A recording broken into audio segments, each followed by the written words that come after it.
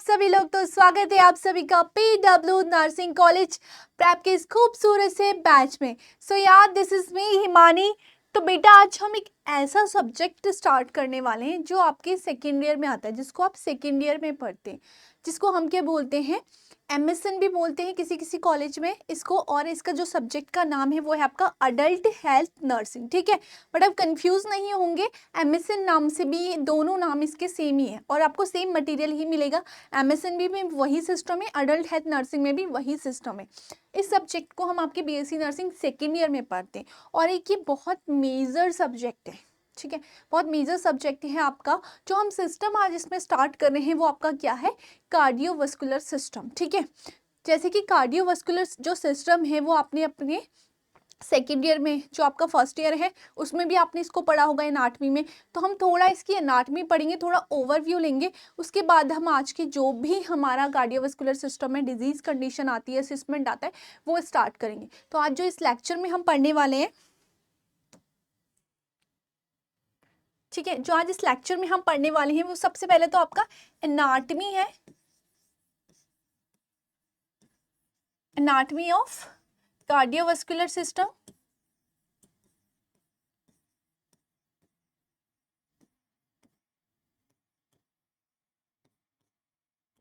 बेटे, सिस्टम से बहुत क्वेश्चंस भी आते हैं। अगर हम MSN की बात करते हैं या आपकी कॉम्पिटेटिव एग्जाम की बात करते हैं तो इस सिस्टम से बहुत क्वेश्चंस भी आते हैं आपकी कार्डियोवास्कुलर सिस्टम से।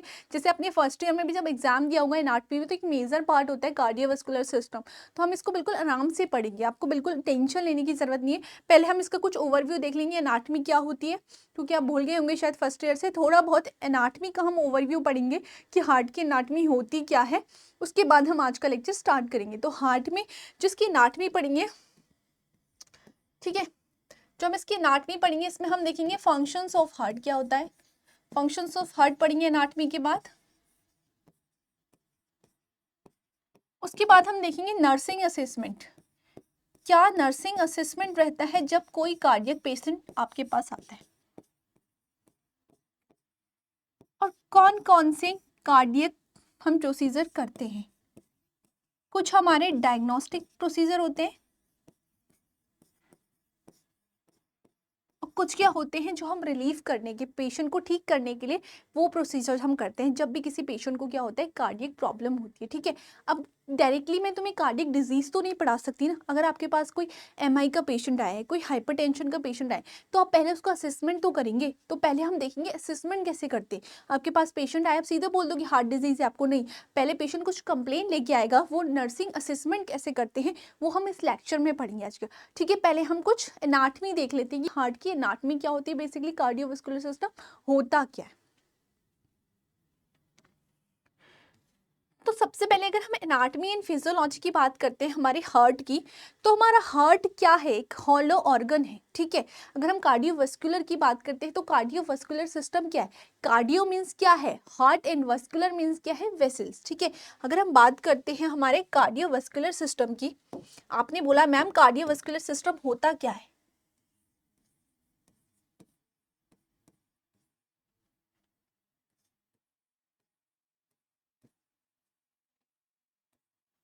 फिर हम देखेंगे सिस्टम,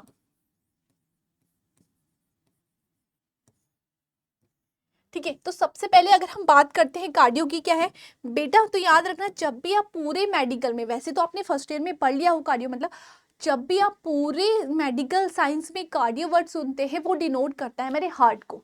आपको कहीं पे भी कार्डियो सुनाई दे रहा है ना, तो वो हार्ट है।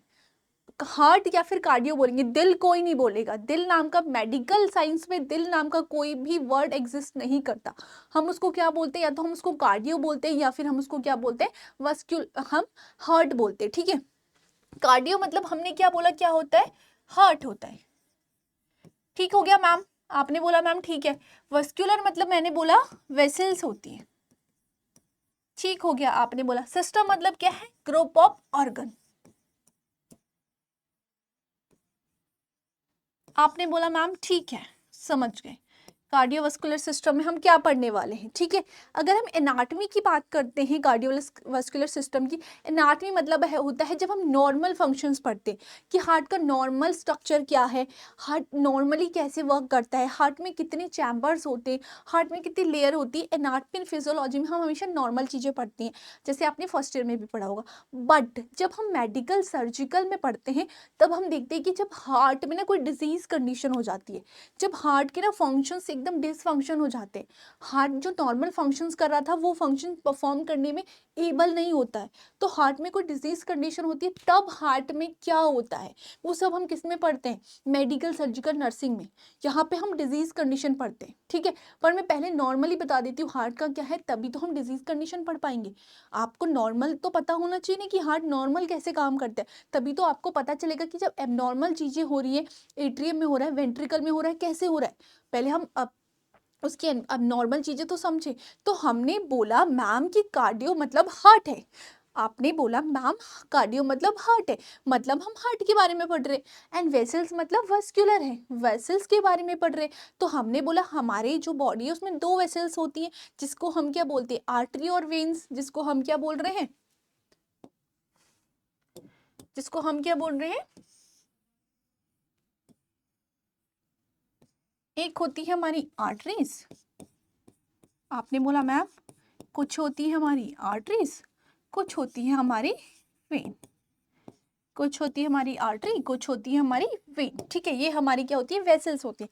हार्ट आपको पता ही है जो क्या करते हैं, पंप करने का काम करते हैं। एंड सिस्टम मैंने क्या बोला, जब ग्रुप ऑफ ऑर्गन्स मिल जाते हैं, ठीक है, ग्रुप ऑफ ऑर्गन मिलके सेम काम कर रहे हैं। अगर मैं कार्डियोवास्कुलर सिस्टम की बात कर रही हूँ तो मैंने क्या बोला, कार्डियोवास्कुलर सिस्टम का काम क्या, हार्ट में ब्लड को पंप करना और हमारी पूरी बॉडी में उसको सर्कुलेट करना।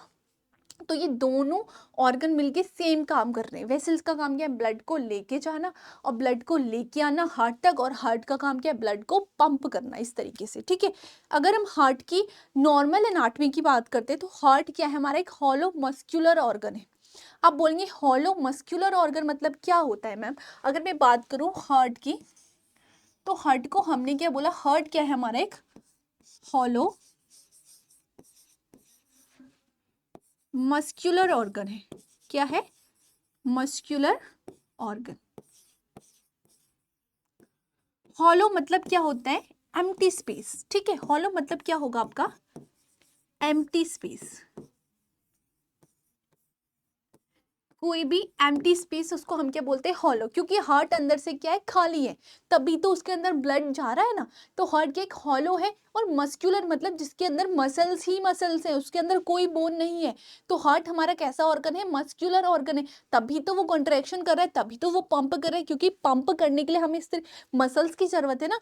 तो हार्ट क्या है, एक मस्क्यूलर ऑर्गन है जो क्या करता है, ब्लड को पंप करता है थ्रू आउट दी बॉडी, पूरी बॉडी में हमारे ब्लड को पंप करता है। फॉर एग्जाम्पल हार्ट को समझ लो मोटर, हमारे बॉडी की मोटर मशीन भी बोलते हैं। आपने घर में मोटर लगाई, ठीक है, मोटर का काम क्या है, पानी को फेंकना। वैसे ही हार्ट का काम क्या है, ब्लड को पंप करना। और ये जो दो हमारी है वेसल्स, ये क्या है, पाइप है हमारी बॉडी की, ये क्या है, हमारी बॉडी की पाइप है। ये क्या कर रहे हैं, हमारी बॉडी में से ब्लड को, हमारे हार्ट से ब्लड को लेके जा रहे हैं, और हमारे हार्ट में ब्लड को लेके आ रहे हैं बॉडी से। तो ये क्या कर रहे हैं, जैसी जो हमारी मशीन है, जो हमारी पंपिंग मशीन है, ठीक है, जो हमारी मोटर है, वो क्या करती है, हमारे पानी को चढ़ाती है। पर पानी ऐसे तो नहीं कि ना मोटर खुद लेके जा रही है, उसने तो क्या करा, पानी उसको पंप कर दिया। तो हमारे कुछ पाइप्स लगे होते हैं ना, वो हमारी टंकी तक पानी लेके जाते हैं। वैसे ही हमारे हार्ट का काम है सिर्फ पंप करना, वेसल्स पूरी बॉडी में उनको लेके जाती है। तो वेसल्स क्या करती है, जो हमारी आर्टरीज होती है, आर्टरी क्या करती है, आर्टरी क्या करती है, विच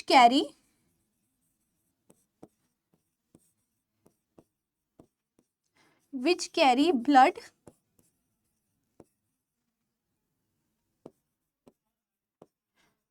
away from the heart.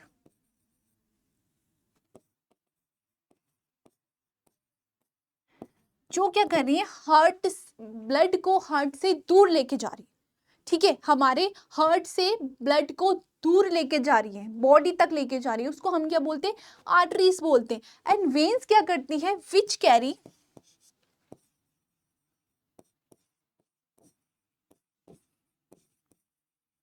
which carry blood towards the heart.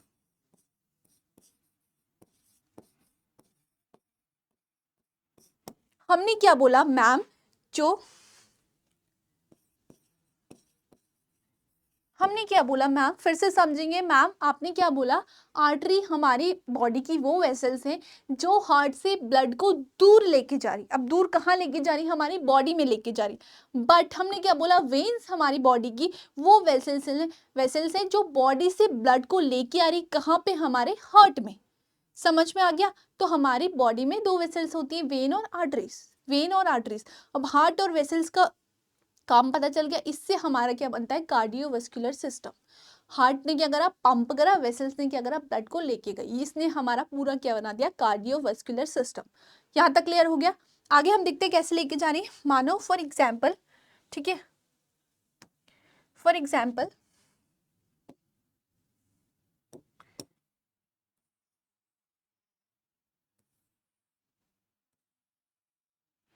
ये आपका एक हार्ट है, ठीक है, यहाँ से कुछ वेसल्स हमारी निकल रही हैं इस तरीके से, ठीक है, और कुछ हार्ट को आ रही हैं। अब जो हार्ट को आ रही हैं इनको हमने बोल दिया वेन, और जो हार्ट से दूर जा रही हैं ब्लड लेके उनको हमने बोल दिया आर्टरी। समझ में आ गया। जो हमारी हार्ट की तरफ आ रही हैं उसको हमने बोल दिया वेन, बॉडी से जो ब्लड लेके आ रही हैं, और जो हार्ट से लेके जा रही है उसको हमने बोल दिया आर्टरी। यहाँ तक सबको समझ में आ गया, ठीक है। उसके बाद हम इसका इंट्रो देखेंगे। हमने क्या बोला, जो हमारा हार्ट होता है वो क्या, एक तो मस्कुलर ऑर्गन है, ठीक है, मस्कुलर ऑर्गन है जो हेल्प करता है मसल्स के लिए, क्योंकि उसको कंट्रैक्शन करना होता है। उसके बाद हमारा जो हार्ट है उसमें हमारे 4 चैम्बर होते हैं। जो हमारा हार्ट है बेसिकली वो क्या होता है, 4 चैम्बर से बना होता है, ठीक है, 4 चैम्बर से बना होता है। हम डायग्राम से इसको समझेंगे कैसे, ठीक है, 4 चैम्बर से बना होता है। ये देखो, ये 4 चैम्बर आपको दिख रहे हैं, 1 2 3 4, दिख रहे हैं ना, 4 चैम्बर, 1 2 3 4, ठीक है। ये वाले हमारे होते हैं राइट चैम्बर, ये वाले हमारे होते हैं लेफ्ट चैम्बर। क्या बोला मैम आपने, ये वाले हमारे होते हैं राइट चैम्बर, ये वाले हमारे होते हैं लेफ्ट चैम्बर, ठीक है। तो ये क्या है, राइट एट्रियम, 2 हमारे एट्रियम होते हैं, 2 हमारे वेंट्रिकल्स होते हैं। हमारी जो डिजीज कंडीशन है ना बेटा, वो वेंट्रिकल और एट्रियम पे ही बेस्ड है। सारी डिजीज कंडीशन जो आपकी आएंगी वो आपकी एट्रियम में प्रॉब्लम होगी, या आपकी वेंट्रिकल्स में प्रॉब्लम होगी, या आपकी आर्टरीज में प्रॉब्लम होगी। सब सारी डिजीज कंडीशन इसी पे बेस्ड है। तो आपको वहाँ पे एट्रियम पे, कि हाँ अगर मेरा एट्रियम में है, वेंट्रिकल्स में, ये आपको याद रखना है, एट्रियम कहाँ पे, वेंट्रिकल कहाँ पे, ठीक है। तो हमने बोला 2 हमारे एट्रियम है, ठीक है, 2 हमारे वेंट्रिकल है। जो राइट साइड में प्रेजेंट है वो राइट है, जो लेफ्ट साइड में प्रेजेंट है वो लेफ्ट है। क्लियर हो गया। हमने बोला ये हमारा राइट एट्रियम है, ठीक है मैम, ये हमारा राइट वेंट्रिकल है, ठीक है मैम, ये हमारा लेफ्ट एट्रियम है, ये हमारा लेफ्ट वेंट्रिकल है। समझ में आ गया। हमने क्या बोला, ये हमारा राइट एट्रियम है, ये हमारा राइट वेंट्रिकल्स है, ये हमारा लेफ्ट एट्रियम है, ये हमारा लेफ्ट वेंट्रिकल है। हो गए हमारे 4 चैम्बर, ठीक है, 2 राइट है, 2 लेफ्ट है।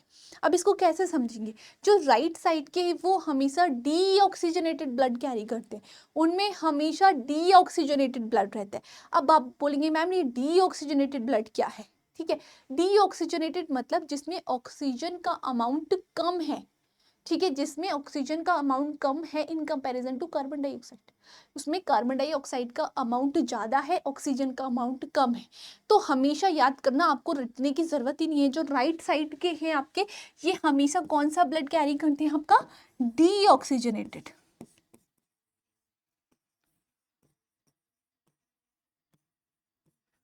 ठीक है, जो हमारा राइट एट्रियम है वो ब्लड कहाँ से रिसीव करता है, हमारी बॉडी से, मतलब सुपीरियर वेना कावा से, ठीक है, एसवीसी से और आईवीसी से।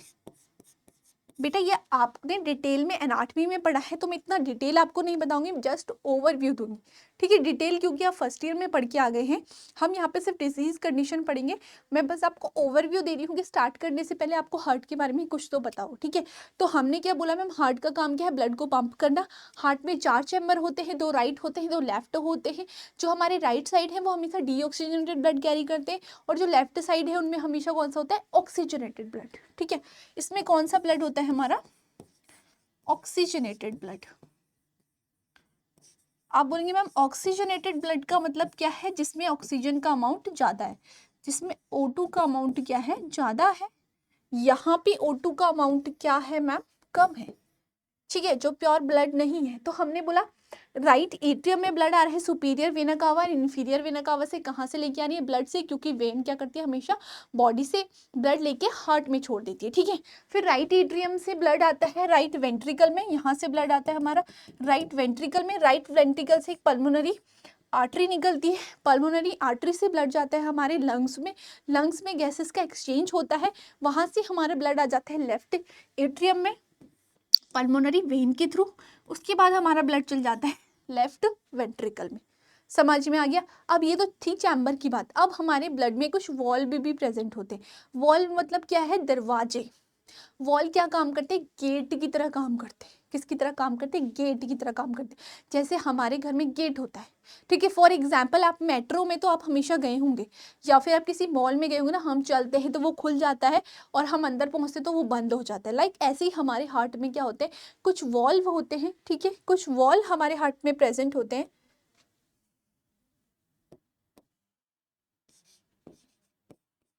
कुछ वॉल्व हमारे हार्ट में प्रेजेंट होते हैं, मैं दिखा दूंगी अभी आपको पिक्चर्स में।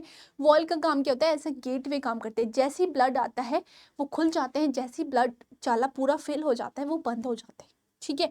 एक गेटवे की तरह काम करते हैं। अब हम इस डायग्राम में देखेंगे वॉल्व क्या है, ठीक है। ये आपको दिख रहे हैं, ठीक है। ये आपका है ट्राइकस्पिड वॉल्व। अब इसको ट्राइकस्पिड क्यों बोल रहे हैं, क्योंकि इसमें 3 कस्ब है। जो राइट साइड होता है वो ट्राइकस्पिड है, ठीक है। जो क्योंकि इसमें 3 कस्बे हैं इसलिए इसको क्या बोलते हैं, हमारा ट्राइकस्पिड वॉल, जिसमें 3 कस्बे, ठीक है। ये किसके बिटवीन होता है, हमारे right atrium and right ventricle. किसके बिटवीन होता है, right atrium and right ventricle. इसका बेसिकली काम क्या होता है, ये ब्लड को बैक फ्लो होने से प्रिवेंट करता है, ताकि हमारा जो राइट वेंट्रिकल है इसका ब्लड बैक होके यहाँ ना चले जाए, ठीक है। इसका ब्लड क्या है, बैक फ्लो ना कर जाए कहीं ब्लड। तो ये क्या करता है, बैक फ्लो से प्रिवेंट करता है हमेशा ब्लड को, ताकि हमारा जो ब्लड है, जब हम जाते ना मेट्रो में, आपने देखा होगा, आपने स्कैन किया, आप अंदर चले गए, उसके बाद दरवाजा थोड़ी खुलता है आपके, उसके बाद दोबारा चाहिए ब्लड। तो वैसे ये क्या करता है, जब एक बार ब्लड फिल हो गया, बंद हो गया, अब वो खुलेगा नहीं, ताकि आप पीछे वापस ना जा सके, तो ब्लड भी पीछे वापस ना जा सके, वो तब खुलेगा जब दोबारा ब्लड आएगा, ठीक है। तो ये क्या करते हैं, वॉल्व की तरह काम करते हैं। तो ये किसके बैक फ्लो को प्रिवेंट करता है, हमारे राइट वेंट्रिकल के ब्लड को राइट एट्रियम में जाने से प्रिवेंट करता है, ठीक है। और ये किसके बिटवीन है, in between right atrium and right ventricle, ठीक है। ये रहा आपका राइट एट्रियम, ये रहा आपका राइट वेंट्रिकल। जो राइट साइड है वो आपका ट्राइकस्पिड वॉल है। ट्राइकस्पिड इसको क्यों बोल रहे हैं, क्योंकि इसमें 3 कस्ब है। फिर हमने बोला हमारा एक आता है पल्मोनरी वॉल। पल्मोनरी वॉल किसके बिटवीन है, हमारे राइट वेंट्रिकल एंड हमारी ये क्या है, पल्मोनरी आर्टरी। पल्मोनरी आर्टरी जा रही है ना राइट वेंट्रिकल से, तो वो क्या करता है, हमारी जो पल्मोनरी आर्टरी है, ये देखो, ये पल्मोनरी आर्टरी है हमारी, ये ऐसे गई है, और ये हमारा क्या है, राइट वेंट्रिकल है। इन दोनों के बीच में जो वॉल प्रेजेंट होता है उसको हम क्या बोलते हैं, पल्मोनरी वॉल। पल्मोनरी क्यों, क्योंकि लंग्स की तरफ जा रहा है ना। पल्मोनरी क्यों, क्योंकि लंग्स की तरफ जा रहा है, क्योंकि लंग्स को हमेशा हम किस नाम से डिनोट करते हैं, पल्मोनरी के नाम से डिनोट करते हैं। जैसे हार्ट को हमने बोला कार्डियो के नाम से, दैट्स वाई। वैसे तो हमने बोला जो हमारा क्या है, पल्मोनरी वॉल है, वो किस दोनों के बीच प्रेजेंट है, right ventricle and pulmonary artery के बीच में जो वॉल प्रेजेंट है उसको हम क्या बोलते हैं, पल्मोनरी वॉल बोलते हैं, ठीक है। उसके बाद हमने बोला हमारा आता है बाइकस्पिड या फिर मिट्रल वॉल, ठीक है। मिट्रल वॉल को ही हम बाइकस्पिड भी बोलते हैं। बाइकस्पिड मतलब क्योंकि उसमें 2 कस्ब हैं, जिसमें 3 है वो ट्राइकस्पिड है, जो क्या है राइट साइड है। जो लेफ्ट साइड है वो क्या है, हमारा बाइकस्पिड है। ये वाला दिख रहा है, ये किसके बिटवीन है, हमारे लेफ्ट एट्रियम, ठीक है। ये है हमारा left atrium and left ventricle, जो इन बिटवीन किसके है, left atrium and left ventricle.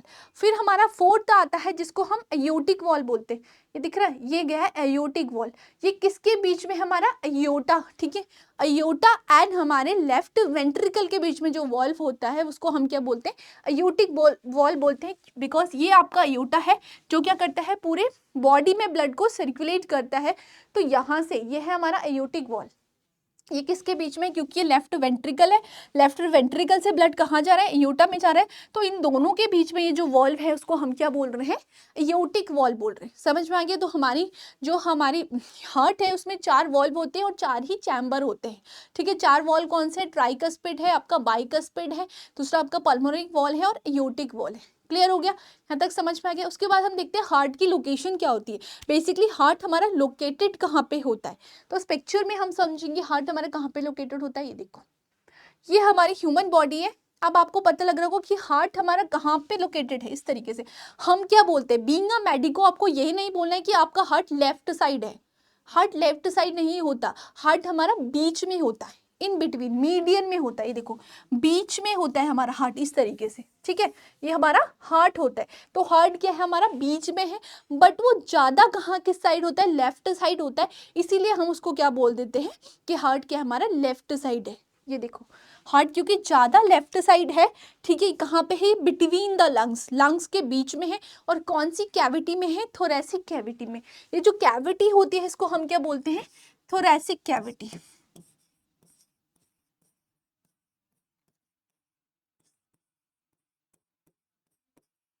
और कहाँ पे है, ये बिटवीन द लंग्स है, ठीक है, लंग्स के बीच में है। तो हम इसको क्या बोलेंगे, between the lungs, between the lungs है, ये लंग्स के बीच में है। यहाँ पे हमारे लंग्स प्रेजेंट है, ये आपको दिख रहा होगा, ये लंग्स है, तो लंग्स के बीच में प्रेजेंट है। तो क्योंकि ये लेफ्ट लंग्स के साइड ज्यादा होता है, इसलिए हम बोलते हैं कि हमारा हार्ट क्या है, लेफ्ट साइड होता है। बट ये क्या है, हमारा बीच में है, ठीक है। तो इसके आगे एक बोन होती है जिसको हम क्या बोलते हैं, हम स्टर्नम बोलते हैं। तो एंटीरियरली इसकी एक बोन होती है, यहाँ पे हमारे एक बोन होती है जिसको हम क्या बोलते हैं, स्टर्नम बोलते हैं, ठीक है। तो अगर हम बात करते हैं एंटीरियरली कैसे है, तो इसके एंटीरियरली क्या प्रेजेंट होती है, एक बोन प्रेजेंट होती है जिसको हम क्या बोलते हैं, स्टर्नम बोलते हैं। और जिसके अंदर ये पूरा है, तो कैविटी में, बट जिसके अंदर ये पूरा लाई रहता है उसको हम क्या बोलते हैं, मीडिया स्टर्नम बोलते हैं। क्या बोलते हैं, मीडिया स्टर्नम।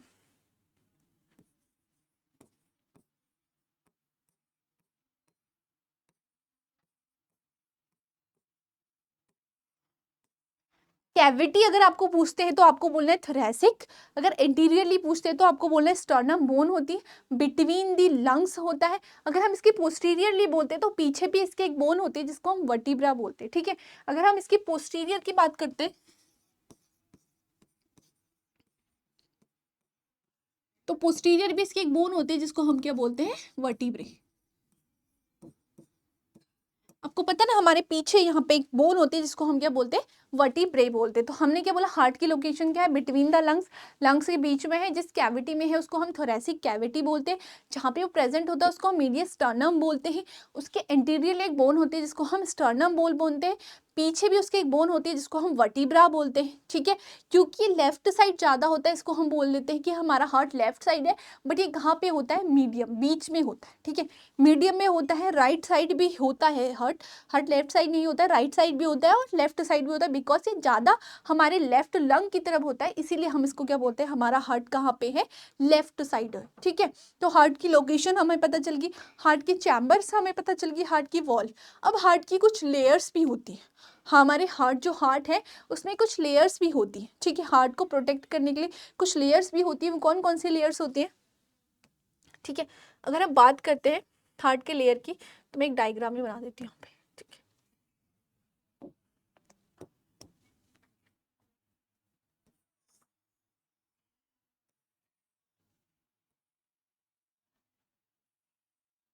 मानो आपका ये हार्ट है, ठीक है। तो हमारे हार्ट में बेसिकली हमारा जो हार्ट है उसमें 3 लेयर होती है। जो हमारा हार्ट है उसकी 3 लेयर होती है। जो अंदर वाली होती है उसको हम क्या बोलते हैं, एंडोकार्डियम, जो हार्ट से एकदम चिपक के होती है, ठीक है, इस तरीके से होती है। इसको हम बोलते हैं एंडोकार्डियम। जो बीच में होती है एंडोकार्डियम की जो बात होती है इस तरीके से, मैं इसको दूसरे कलर से बनाऊंगी।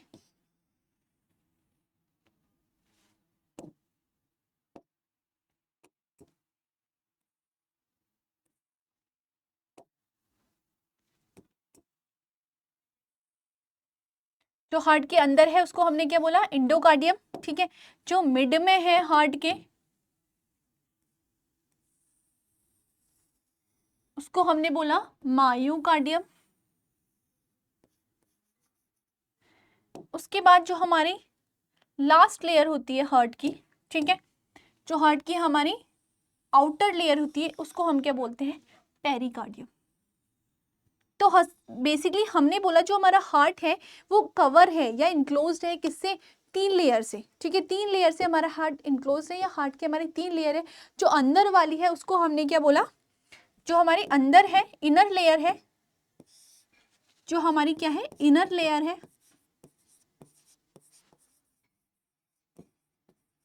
उसको हमने क्या बोला, एंडोकार्डियम।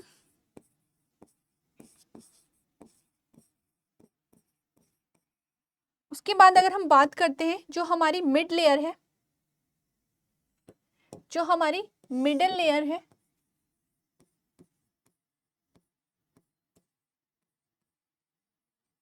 उसको हम बोलते हैं मायोकार्डियम।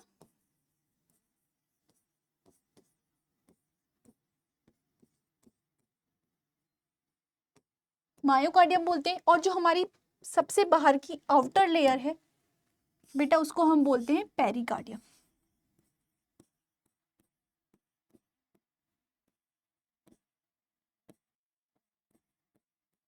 ये क्या है हमारे आउटर लेयर,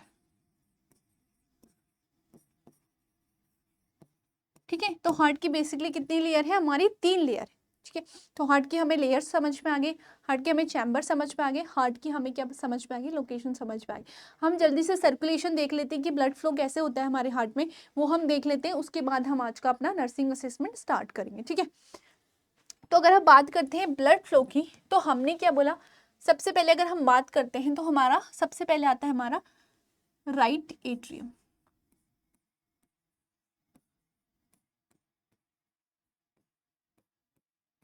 सबसे पहले हमारा क्या आता है, राइट एट्रियम। राइट एट्रियम है, राइट एट्रियम ब्लड कहाँ से रिसीव करता है, हमने क्या बोला, एसवीसी एंड आईवीसी से। तो यहाँ पे हम क्या बनाएंगे, SVC and IVC. IVC and SVC से ब्लड हमारा कहाँ चला गया, राइट एट्रियम में, ठीक है। राइट एट्रियम में गया, राइट एट्रियम के बाद हमने क्या बोला, अब हमारा क्या आएगा, राइट वेंट्रिकल। अब हमारा क्या आएगा, राइट वेंट्रिकल्स। किसके थ्रू, यहाँ पे हमने क्या बोला, कौन से वॉल्व हमारे प्रेजेंट है, ट्राइकस्पिड वॉल्व।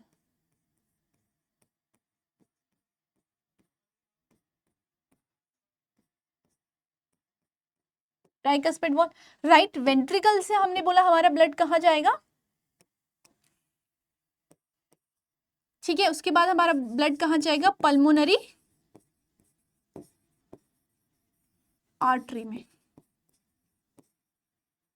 पल्मोनरी आर्टरी के थ्रू हमारा ब्लड कहाँ जाता है, लंग्स में, ठीक है। अब इन दोनों के बीच हमने क्या बोला, pulmonary artery and right ventricle के बीच में एक वॉल्व प्रेजेंट था, जिसको हमने क्या बोला था, जिस वॉल्व को हमने क्या बोला था, पल्मोनिक वॉल्व या पल्मोनरी वॉल्व। आपको वॉल्व भी याद हो जाएंगे साथ में, ठीक है। उसके बाद हमने बोला पल्मोनरी आर्टरी से हमारा ब्लड कहाँ जा रहा है, पल्मोनरी आर्टरी से हमारा ब्लड कहाँ जा रहा है, लंग्स में। कलर दिख नहीं रहा,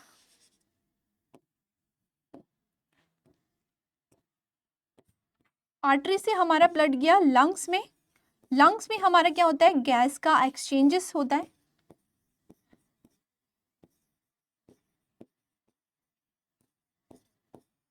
यहां से हमारा ब्लड पल्मोनरी वेन के थ्रू कहाँ जाएगा। अब यहां से हमारा ब्लड कहाँ जाएगा अगर हम बात करते हैं, तो यहाँ पे हमारी आती है पल्मोनरी वेन। पल्मोनरी वेन से हमारा ब्लड कहाँ पे आ गया, लेफ्ट साइड, ठीक है। लेफ्ट साइड कहाँ पे आ गया, लेफ्ट एट्रियम में।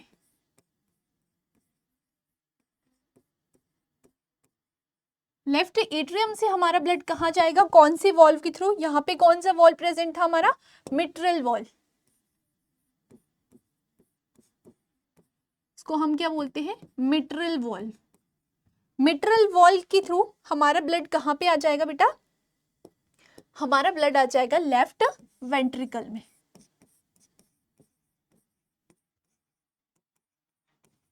फिर हमने बोला बेटा यहाँ पे एक और वॉल प्रेजेंट रहती है, उस वॉल को हम क्या बोलते हैं बेटा, मिट्रल वॉल। उस वॉल को हम क्या बोलते हैं, अयोटिक वॉल।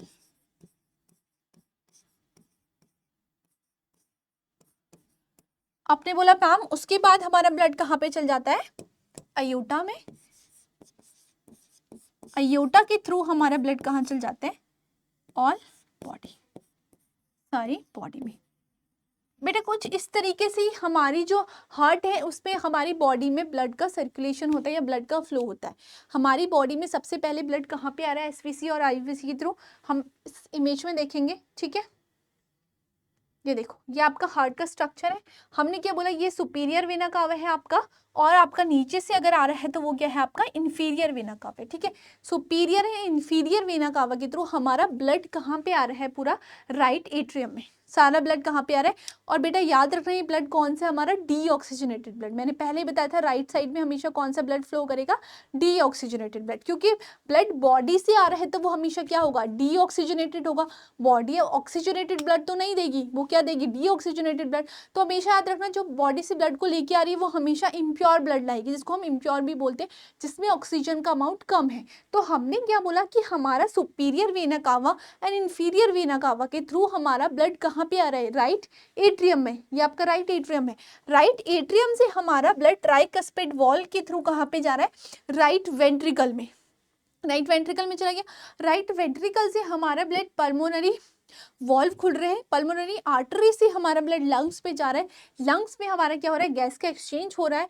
फिर पल्मोनरी वेन आ रही है, ये पल्मोनरी वेन से हमारा ब्लड आ रहा है लेफ्ट एट्रियम में, वहाँ से मिट्रल वॉल ओपन हो रहे हैं, वहाँ से हमारा ब्लड जा रहा है लेफ्ट वेंट्रिकल में, लेफ्ट वेंट्रिकल से हमारा ब्लड अयोटा में जाता है, ठीक है। और बेटे एक और बात याद रखना, ये जो चारों चैम्बर है ना, इसमें जो सबसे ज़्यादा स्ट्रॉन्ग एंड लार्जेस्ट चैम्बर है, जो अगर हम बात करते हैं सबसे ज़्यादा strong and largest chamber, strong and largest chamber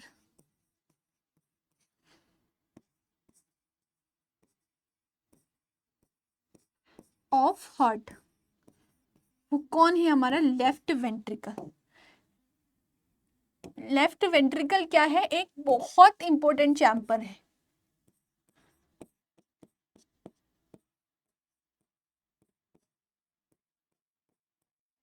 left ventricles, जितने भी आप डिजीज कंडीशन जो डेंजर होंगी, जो पेशेंट के लिए बहुत ज़्यादा डेंजरस होंगी, वो हमेशा लेफ्ट वेंट्रिकल से ही एसोसिएटेड होगी।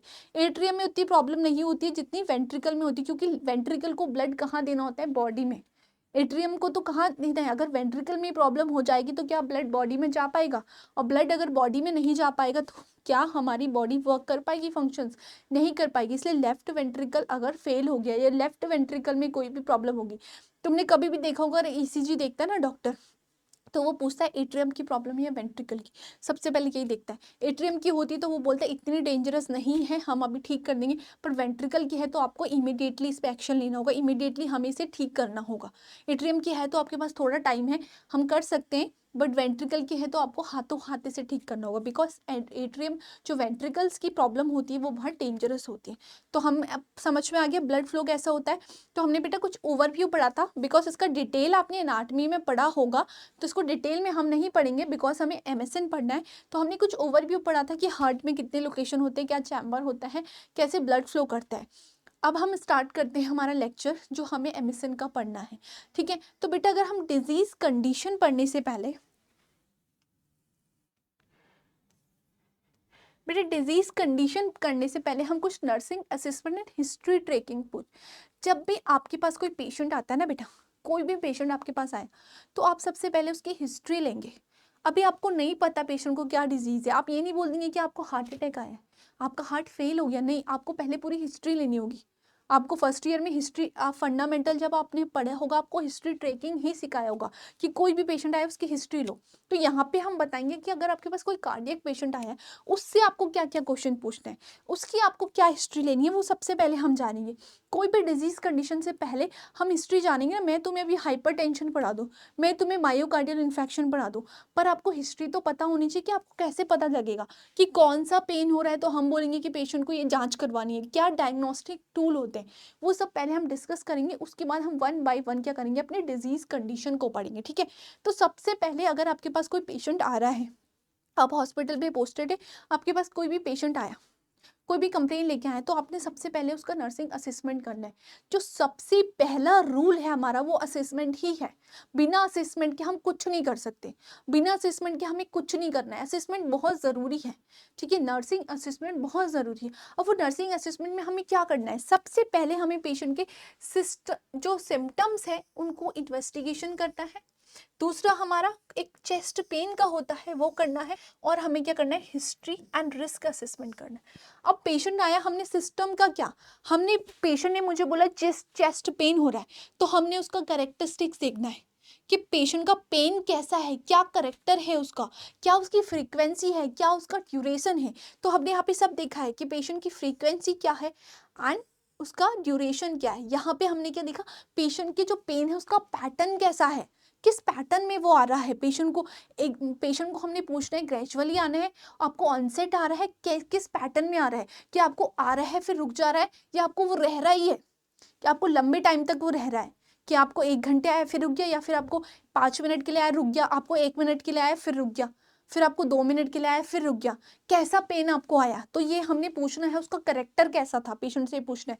तो बेसिकली हम क्या पूछते हैं, फ्रीक्वेंसी मतलब कितने टाइम के लिए आया है आपका पेन। इसमें हम पूछेंगे कितना ड्यूरेशन था पेन का। उसके बाद हमने पूछा इसका ट्रिगर्स क्या है। ट्रिगर्स मतलब वो कैसे आ रहा है, जब आप बैठ रहे हैं तब आ रहा है, आप कोई फिजिकल एक्टिविटी कर रहे हैं तब आ रहा है, आपको रेस्टिंग में भी आ रहा है, अगर पेशेंट रेस्ट कर रहा है तब भी उसको पेन हो रहा है, ये पूछना है। आप एक्सरसाइज कर रहे हैं या एक्सरसाइज करने के बाद आपको पेन हो रहा है, आपने कोई फिजिकल एक्टिविटी करी उसके बाद आपको पेन हो रहा है, आपने कोई हैवी वर्क किया उसके बाद आपको पेन हो रहा है, ये क्वेश्चन हमने पूछने हैं। उसके बाद हमने क्या पूछना है, पेशेंट को डिस्पनिया एट रेस्ट और एक्सेशन। हमने पूछना है कि आपको डिस्पनिया क्या होता है, आपको ब्रीथिंग प्रॉब्लम, आपको जो ब्रीथिंग प्रॉब्लम है वो कब हो रही है, आपको रेस्ट आप कर रहे हो तब भी आपको ब्रीथिंग प्रॉब्लम हो रही है, या फिर जब आप कोई एक्सर्शन कर रहे हो, आप दौड़ रहे हो, आप कोई काम कर रहे हो, उस टाइम पे आपको ब्रीथिंग प्रॉब्लम हो रही है।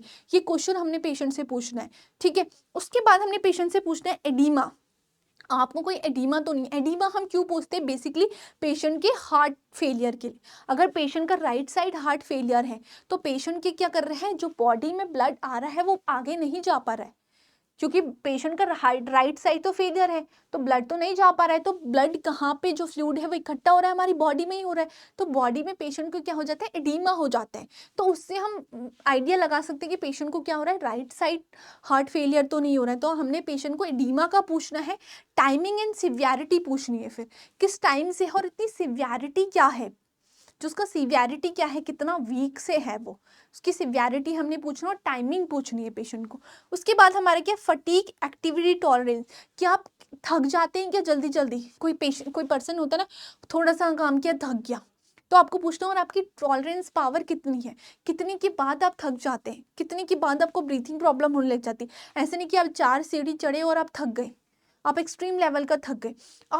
आप माना कि आपने 10 सीढ़ी चढ़ी, आपने 15 सीढ़ी चढ़ी, फिर आपकी सांस फूट रही, अब आपने 4 सीढ़ी चढ़ी और आप बहुत ज़्यादा थक गए, आपको ब्रीथिंग प्रॉब्लम हो रही है। ये हमने पेशेंट से पूछना है कि आपको फटीग और आपकी एक्टिविटी टॉलरेंस क्या है।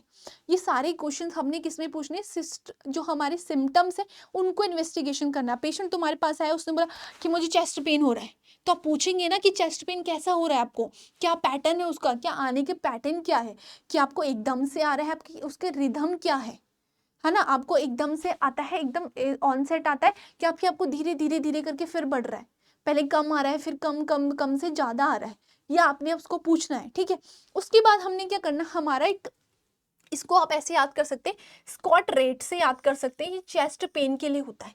स्कॉट रेट से हम क्या पूछते हैं, सबसे पहले हम पेशेंट को पूछेंगे साइड क्या है, किस साइड आपको पेन हो रहा है, लेफ्ट साइड आपको पेन हो रहा है, राइट साइड आपको पेन हो रहा है, ये क्वेश्चन हम जनरली करते हैं ना पेशेंट से कि आपको लेफ्ट साइड पेन है, राइट साइड पेन है, तो पेशेंट को बोलते हैं आप अपनी फिंगर लगाओ या अपना हाथ लगाओ, आपको किस साइड पेन है। पेशेंट कहेगा मुझे इस साइड बहुत ज़्यादा पेन हो रहा है या आपको इस साइड बहुत ज़्यादा पेन हो रहा है, तो हम पेशेंट से पूछते हैं। उसके बाद हम पूछते हैं ऑनसेट क्या है इसका, वही चीज़ मैंने बताई, ऑनसेट क्या है, कैसे आपको पेन आ रहा है, सडन आपको हो रहा है कि आप बैठे आपको एकदम से पेन हो रहा है, ग्रेजुअली आ रहा है कि आपको पहले कम आया फिर धीरे धीरे धीरे बढ़ रहा है। कोई पेशेंट कहते हैं ना कि हमें पहले थोड़ा थोड़ा पेन होता है, ऐसे स्वीट पेन जिसको हम बोलते हैं, थोड़ा थोड़ा होता है फिर एकदम से बढ़ता है। कोई बोलता है एकदम से मुझे बहुत तेज, मैं नॉर्मली बैठा हूँ मुझे एकदम से बहुत तेज पेन होने लगा, तो ये हमने पूछना है पेशेंट को। उसके बाद हमारा क्या है उसके बाद हमने पूछा है करेक्टर क्या है उसका, उसका कैसा करेक्टर है, मतलब वो डल पेन है, शार्प पेन है, कैसा पेन है आपका, कि एकदम चुभने वाला पेन है या थोड़ा डल डल पेन है, किस टाइप का पेन आपको हो रहा है, वो हमने पेशेंट को पूछना है कि उसका करेक्टर क्या है।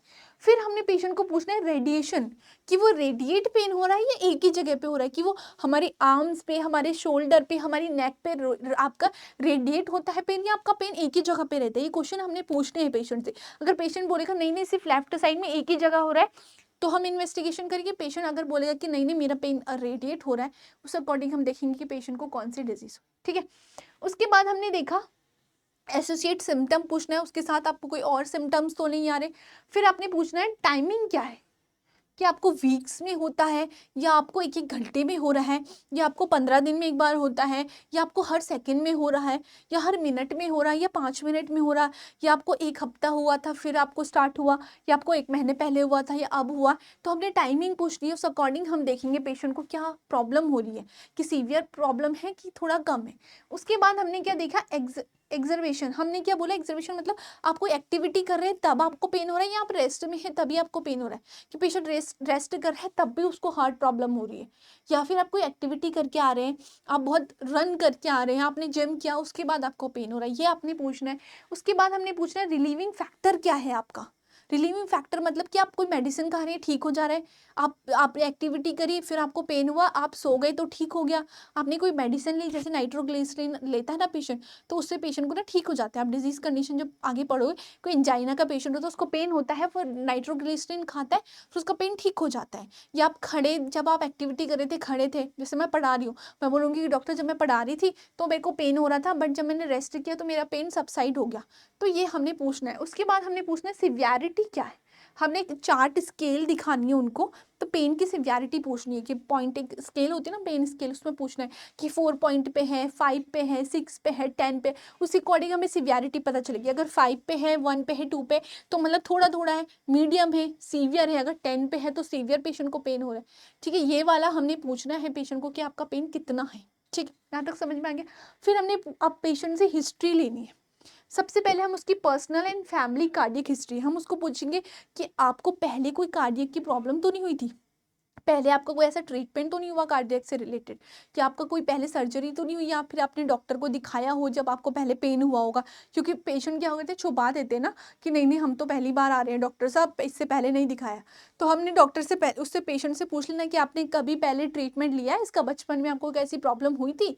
उसके बाद हमने करना है कि आपकी फैमिली में कोई किसी को प्रॉब्लम है, कहीं आपकी जेनेटिक तो नहीं है, कि आपकी फैमिली में किसी को कार्डियक प्रॉब्लम है, ये हमने उससे पूछना है। उसके बाद हमने पूछना है हाइपरटेंशन, डायबिटीज एंड डिसलिपिडीमिया, हमने उसके बाद पूछना है कि आपका लिपिड लेवल कितना है, कहीं आपको डायबिटीज मेलाइटस तो नहीं है, क्योंकि डायबिटीज मेलाइटस से भी होता है, कहीं आपको हाइपरटेंशन तो नहीं रहता, कभी आप हमेशा आपका बीपी कहीं हाई तो नहीं रहता है, तो हमने उसको पूछना है कि आपको हाइपरटेंशन तो नहीं रहता है, आपको डायबिटीज मेलाइटस तो नहीं है। ये सारे हमने क्वेश्चन उसकी डिजीज कंडीशन से पूछना है। फिर हमने उसका smoking, alcohol and substance abuse, फिर हमने पेशेंट को पूछना है आप स्मोकिंग करते हो, ये तो हमने पूछना ही है। ठीक है, ये तो कॉमनली अगर हम जर्नली भी वैसे भी जाते हैं तो पेशेंट पूछता है ना कि आप, डॉक्टर पूछते हैं ना आप कहीं स्मोकिंग तो नहीं करते हो, आप एल्कोहल तो नहीं लेते हो, सब्सटेंस अब्यूज तो नहीं करते हो, कि पर्सनल हिस्ट्री हमने उसकी लेनी है। उसके बाद हमने उसकी करंट मेडिकेशन पूछनी, कि आप करंटली कौन सी मेडिकेशन ले रहे हो, आप कोई मेडिकेशन लिखा रहे हो करंटली, या फिर आपने कोई मेडिकेशन ली है। अगर पेशेंट मना करता है तो ठीक है, अगर पेशेंट दिखाता है कि हमारी कार्डियक से रिलेटेड कोई उसकी मेडिसिन चल रही है, कोई भी उसकी मेडिसिन है वटेवर, तो हमने उससे करंट मेडिसिन के बारे में भी पूछना है। ठीक है, तो ये क्या था आपका कुछ जर्नल असेसमेंट जब हम करते, पेशेंट आया, हम पेशेंट क्योंकि नॉर्मली जब पेशेंट आता है तो वो चेस्ट पेन लेके आएगा, हार्ट से रिलेटेड है तो कि डॉक्टर साहब मुझे या नर्स को बोलेगा मुझे पेन हो रहा है बहुत ज़्यादा चेस्ट में, तो आप नॉर्मली जो सिम्टम्स के अकॉर्डिंग जो सिम्टम बता रहा है उस पर आप क्या क्वेश्चन पूछ रहे हो। उसके बाद हमने क्या बोले, एक पेन के बारे में हम पूछते हैं, ठीक है। इसको हम इस सबसे भी याद, आप इसको स्ट्रोक रेट से भी याद कर सकते हैं, शॉक रेट से, कि आप उसकी साइट पूछ रहे हैं, आप उसका ऑनसेट पूछ रहे हैं, करेक्टर पूछ रहे हैं, आप उसके रिलीविंग फैक्टर पूछ रहे हैं, रेडिएट तो नहीं हो रहा ये पूछ रहे हैं, सिवियरिटी क्या है ये पूछ रहे हैं पेन की। उसके बाद हम उसकी कुछ पर्सनल हिस्ट्री लेते हैं, ये तो आप स्टार्टिंग से ले रहे हैं मुझे पता है, जब भी हम वार्ड में जाते हैं ये हिस्ट्री टेकिंग, आपका नाम क्या है, आपका प्रोफेशन क्या है, आपके घर वाले क्या है, आपकी मेडिकल हिस्ट्री क्या है, ये हम जनरली पूछते हैं। तो हमने पूछना है क्योंकि इससे ही हमें पता लगेगा, अगर पेशेंट को कोई कार्डियक प्रॉब्लम है तो हमें ईजिली पता चल जाएगी कि हाँ पेशेंट को कार्डियक प्रॉब्लम हो रही है, क्योंकि उसका पहले भी ट्रीटमेंट हो चुका है। अगर फैमिली में है, कुछ अल्कोहल हिस्ट्री है, ये सारे क्वेश्चन हमने पेशेंट से करने, ठीक है। उसके बाद आपका आता है, ये सारी चीज़ें हो गई। इसके बाद हम उसका फिजिकल असेसमेंट करेंगे। अभी हमने क्या करा था, उससे जनरली नर्सिंग असेसमेंट में हमने उससे क्वेश्चंस पूछे थे उसके सिम्टम के अकॉर्डिंग, अब उसका हम फिजिकल असेसमेंट करते हैं। फिजिकल असेसमेंट में सबसे पहले हम इंस्पेक्शन, पाल्पेशन एंड ऑस्कल्टेशन, ये तीनों वर्ड आपने सुने होंगे। इंस्पेक्शन में हम क्या करते हैं, सिर्फ इंस्पेक्ट करते हैं देख के, हम पेशेंट को सिर्फ देखेंगे यहाँ पे, जैसे पेशेंट की स्किन का कलर एंड परफ्यूजन। अब हम स्किन का कलर क्यों देख रहे हैं, कहीं पेशेंट को हाइपोक्सिया तो नहीं हुआ है, कहीं पेशेंट को पैलार तो नहीं हुआ है, कहीं पेशेंट को एनीमिया है तो ब्लड की ऑक्सीजन की कमी तो नहीं है, ठीक है, पेशेंट का स्किन में साइनोसिस तो नहीं हो रहा है, ठीक है। ये सब हमने देखना है, क्योंकि ऑक्सीजन की कमी है तो कहीं ना कहीं ब्लड पेशेंट को प्रॉपर नहीं पहुंच रहा है ना। तो ये क्वेश्चंस हमने पूछने हैं उसको। उसके बाद विजिबल पल्सेशन ऑफ हेयर्स, हमने उसके बाद उसकी पल्स देखनी है। हम क्या करते हैं, यहाँ पे उसकी एक रेडियल पल्स देखते हैं, एक उसकी एपिकल पल्स देखते हैं। एपिकल पल्स जो हार्ट में होती है, एपिकल पल्स और उसकी रेडियल पल्स का डेफिशिएट देखते हैं, कहीं उसकी इरेगुलर पल्स तो नहीं हो रही है, तो हमने उसके बाद उसकी पल्स चेक करनी है या देखनी है, ठीक है। उसके बाद हमने देखना है पेरिफेरल एडीमा। हमने क्या बोला था, अभी एडीमा पूछना है तो हमने देखना है पेरिफेरल एडीमा तो नहीं हो रहा है। पेरिफेरल मतलब उसके पेरिफ्री में कहीं एडीमा तो नहीं है, जो स्पेसिफिक चीज़ होती है हमारी, ठीक है। जैसे हमारे सैक्रम में हो जाता है पेशेंट रह गए, या हमारी एंकल्स में हो जाता है एडीमा, तो हमने ये सारे एडीमा उसके चेक करने हैं। उसके बाद हमने क्या देखना है, चेस्ट वॉल एबनॉर्मलिटीज़, जो चेस्ट वॉल है उसकी एबनॉर्मलिटीज़ तो नहीं होती, क्योंकि जब भी हमारी कुछ हार्ट की ऐसी प्रॉब्लम भी होती है ना, तो हमारी जो ट्रैकिया है वो शिफ्ट हो जाता है, ट्रैकिया की शिफ्टिंग हो जाती है, तब भी हमारी हार्ट की प्रॉब्लम हो जाती है। तो हार्ट की वॉल देखने की, हार्ट अपनी प्रॉपर लोकेशन पे है या नहीं है, ये हमने देखना है, ठीक है। उसके बाद आता है पाल्पिटेशन। पाल्पिटेशन में हम पाल्पेट करते हैं, किसी भी चीज़ को पाल्पेट करना इस तरीके से, उसको हम पाल्पेशन कहते हैं। इंस्पेक्शन मतलब सिर्फ ऑब्जर्व करना, सिर्फ देखना, हम सिर्फ देख रहे हैं। यहाँ पे हमने स्किन का कलर देखा, पेशेंट की स्किन का कलर क्या है, यहाँ पे हमने जैसे हमने स्किन के कलर में हम देखते हैं पेशेंट को साइनोसिस तो नहीं हो गया, या फिर पेशेंट को पेलॉर तो नहीं हो गया, ठीक है। ये सारे सिम्टम्स अब देखते हैं। इसमें हम देखेंगे apical pulse, location and character. जो इसकी एपिकल पल्स है उसकी लोकेशन क्या है, उसका करेक्टर क्या है, वो रुक रुक के आ रही है, वो रिदम में आ रही है या नहीं आ रही है, उसका रेट क्या है, रेट एंड रिदम हम इसमें चेक करते हैं कि किस रेट से आ रही है।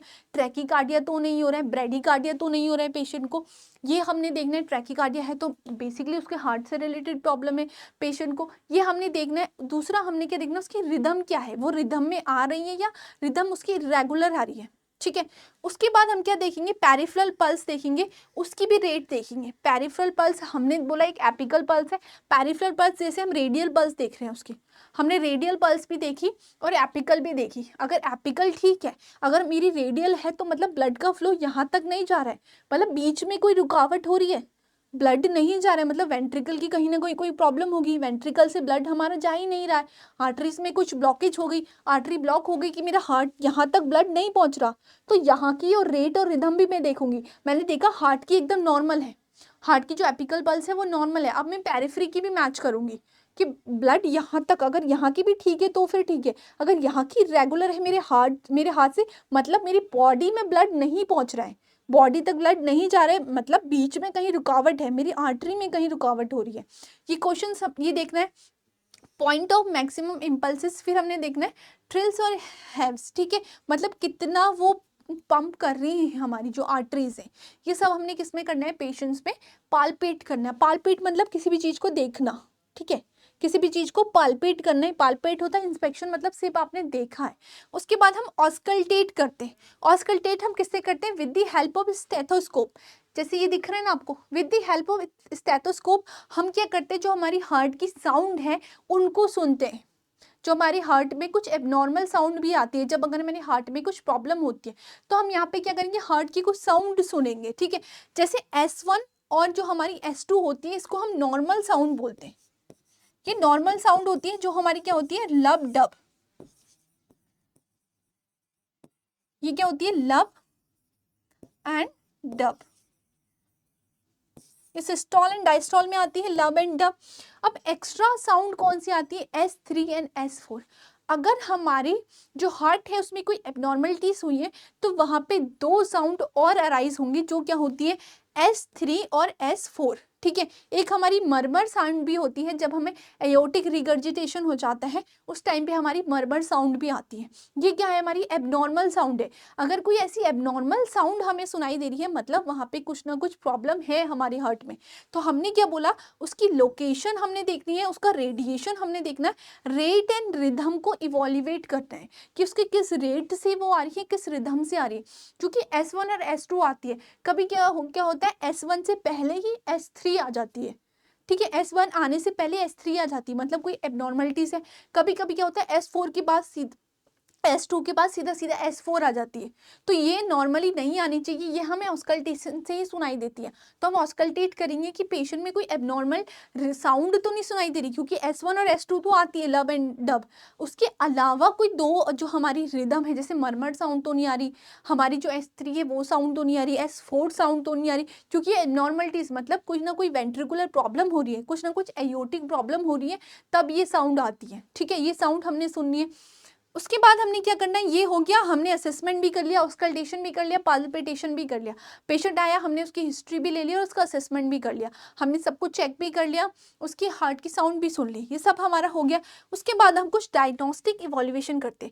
अब हमें पता चल गया कि पेशेंट में, ठीक है, अब हमने कर लिया ये जो हमारी हार्ट साउंड है, मैंने बताया था ना आपको कि ये हम कुछ कार्डियक असेसमेंट करते हैं फाइंडिंग के लिए। जैसे हमारी नॉर्मल होती है S1 और S2, जिसको हम नॉर्मल साउंड बोलते हैं, जो हमारी क्या होती है, लब एंड डब होती है, जिनको हम नॉर्मल साउंड बोलते हैं, जो हमारे सिस्टोल और डायस्टोल के बाद आती है। उसके बाद हमने बोला एबनॉर्मल हमारी मरमर साउंड आती है, systole and diastole. S3 ventricular, अगर S3 है तो वेंट्रिकुलर कुछ फेलियर हो गया है, मतलब अगर S3 कुछ आ रही है तो डॉक्टर क्या करता है, फिर डायग्नोस के लिए भेजता है कि आप ये डायग्नोस्टिक कराओ कि शायद कुछ ना कुछ वेंट्रिकुलर प्रॉब्लम तो नहीं है। यहाँ पे सिर्फ उसने अभी क्या करा, ऑस्कल्टेट किया, अभी डायग्नोस हुआ नहीं है, अभी हम डायग्नोस के लिए भेजेंगे पेशेंट को, ठीक है। अगर S4 आ रही है तो मतलब कुछ एट्रियल कॉन्ट्रीब्यूशन, मतलब एट्रियम में कुछ ना कुछ प्रॉब्लम हुई है। तो ये साउंड से हमें थोड़ा थोड़ा आइडिया हो जाता है, मतलब आइडिया हो जाता है कि हमारे जो हार्ट है उसमें कुछ ना कुछ प्रॉब्लम हो गई है वेंट्रिकल्स में या एट्रियम में, ठीक है।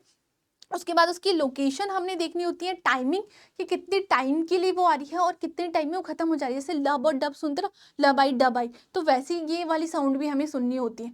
उसके बाद उसकी लोकेशन हमने सुननी होती है, हार्ट की लोकेशन, मतलब क्या होता है कि वो S1 से पहले आ रही है या S1 के बाद आ रही है, या S4 के बाद, S2 के बाद आ रही है, S2 से पहले आ रही है, ये वाला लोकेशन देखना होता है।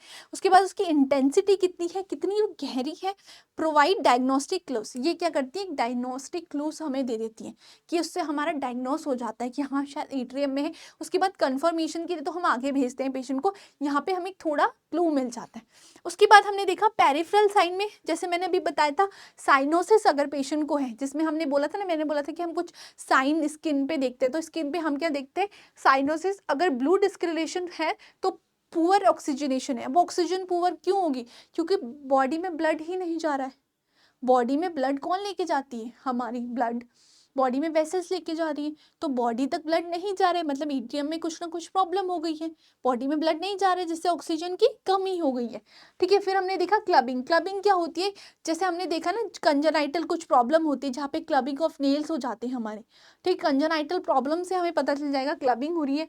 एडीमा, अगर फ्लूइड का एक्युमुलेशन हो गया है हमारा डिपेंडेंट एरिया। डिपेंडेंट एरिया मैंने बताया था ना, जैसे हमारी हमारे फीट पे, एंगल पे हो जाता है, हमारे सैक्रम एरिया पे हो जाता है, वहाँ पे हमारे कोई डिपेंडेंट एरियाज होते हैं, वहाँ पे कहीं एडीमा तो नहीं हो रहा है, जिससे हमें पता चल जाता है कि राइट हार्ट फेलियर है, लेफ्ट हार्ट फेलियर है, ये हमें इससे पता चल जाता है। उसके बाद हमने देखा चेक फॉर पिटिंग एडीमा। ठीक है, पिटिंग एडीमा क्या होता है, अगर हम इस तरीके से प्रेस करते हैं तो स्किन ना अगर आराम से वापस आ रही है, जैसे मैंने यहाँ पे इस तरीके से किया, अगर मेरी स्किन एकदम से वापस आ गई, वो नहीं, अगर पिटिंग एडिमा मैंने एकदम प्रेस किया और मेरी स्किन क्या है धीरे धीरे धीरे अपनी जगह पे वापस आ रही है, मतलब पेशेंट को क्या है पिटिंग एडिमा है, मतलब वहाँ पे कुछ पैथोलॉजिकल कंडीशन हुई है। ठीक है, उसके बाद हमने देखा पल्स देखते हैं। पल्स का असेसमेंट क्या है, रेट नॉर्मल जो होती है हमारी 60 to 100 होती है, अगर 60 से नीचे है तो पेशेंट को ब्रेडिकार्डिया हो रहा है। ठीक है, अगर क्या है पेशेंट की जो हार्ट रेट है वो 60 से नीचे है तो हम क्या बोलेंगे, पेशेंट को क्या है ब्रेडिकार्डिया है। अगर क्या है 100 से ऊपर है तो पेशेंट को क्या हो गया है, टैकीकार्डिया।